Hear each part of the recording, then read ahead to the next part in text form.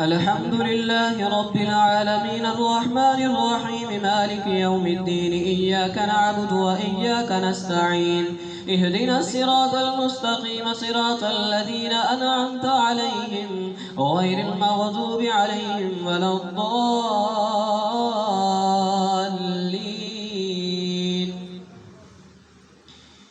تبارك الذي بيده الملك وهو على كل شيء قدير، الذي خلق الموت والحياة ليبلوكم أيكم أحسن عملا، وهو العزيز الغفور، الذي خلق 7 سماوات طباقا، ما ترى في خلق الرحمن من تفاوت، فارجع البصر هل ترى من فطور، ثم ارجع البصر كرتين ينقلب إليك البصر خاسئا وهو خسير. ولقد زينا السماء الدنيا بمصابيح وجعلناها رجوما للشياطين وأعتدنا لهم عذاب السعير. وللذين كفروا بربهم عذاب جهنم وبئس المصير.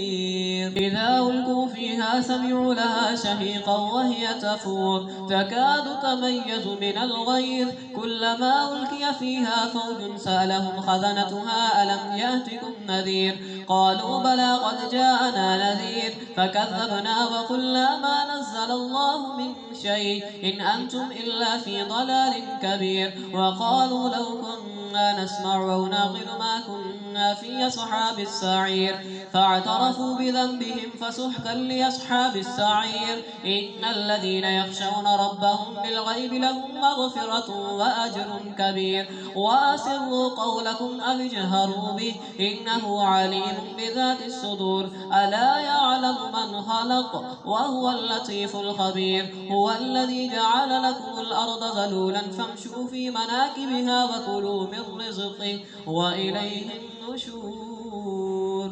أأمنتم من في السماء أن يخسف بكم الأرض فإذا هي تمور، أم أمنتم من في السماء أن يرسل عليكم حاصبا فستعلمون كيف نذير. ولقد كذب الذين من قبلهم فكيف كان نكير. أولم يروا إلى الطير فوقهم صافات ويقبضن ما يمسكهن إلا الرحمن إنه بكل شيء بصير.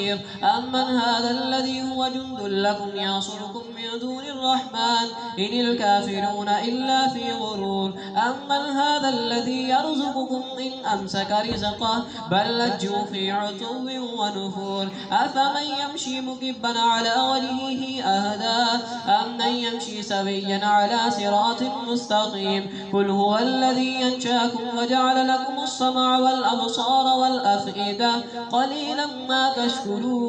قل هو الذي ذراكم في الأرض وإليه تحشرون. ويقولون متى هذا الوعد إن كنتم صادقين. قل إنما العلم عند الله وإنما أنا نذير مبين. فلما رأوا زلفة سيئت وجوه الذين كفروا وقيل هذا الذي كنتم به تدعون. قل أرأيتم إن أهلكني الله ومن معي أو رحمنا فمن يجير الكافرين من عذاب أليم. قل هو الرحمن آمنا به وعليه توكلنا فستعلمون من هو في ضلال مبين. قل أرأيتم إن أصبح ماؤكم غورا فمن يأتيكم بماء معين.